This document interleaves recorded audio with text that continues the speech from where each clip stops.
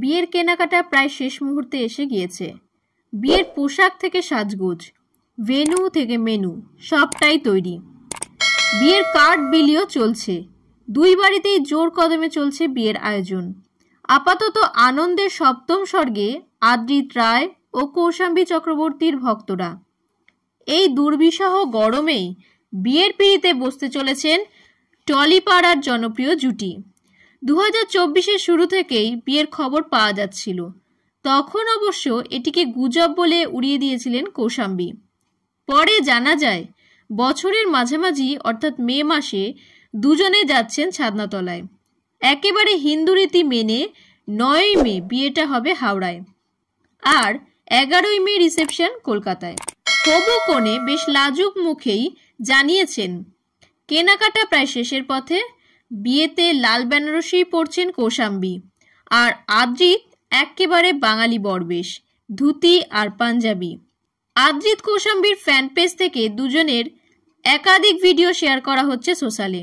আর একটিতে দেখা যাচ্ছে আদ্রিত জানাচ্ছেন বিরিয়ানি তার প্রিয় খাবার, যদিও নিজে বানাতে পারেন না, এমনকি তার মাও বিরিয়ানি খুব ভালো বানাতে পারেন না।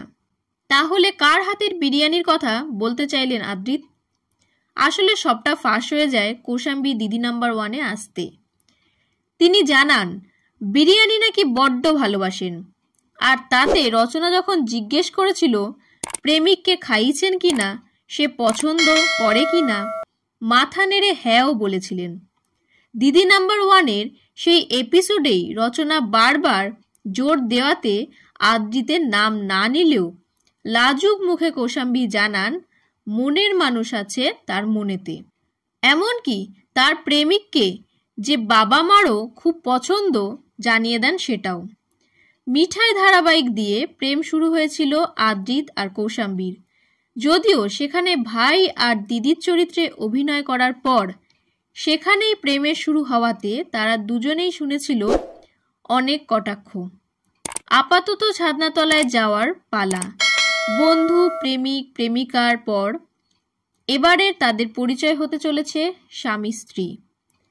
এদিকে আবার মেয়ের বিয়ে নিয়ে বেশ মন খারাপ কৌশাম্বীর মা বাবার। কৌশাম্বী জানান বাড়িতে নাকি আজকাল কিছু বললেই মা মুখ ফুলিয়ে বলছে আর তো কদিন, তারপর চলেই যাবি। তাই হাজারো আনন্দ উত্তেজনার মাঝেই একটা ছোট্ট মন খারাপও থেকেই যাচ্ছে। ভালোবাসার মানুষের সাথে নতুন জীবন শুরু করার আনন্দের পাশাপাশি নিজের বাড়ি পরিবারকে ছেড়ে যাওয়ার কষ্ট সব মেয়েদেরই থাকে, ব্যতিক্রম নয় কৌশাম্বীও।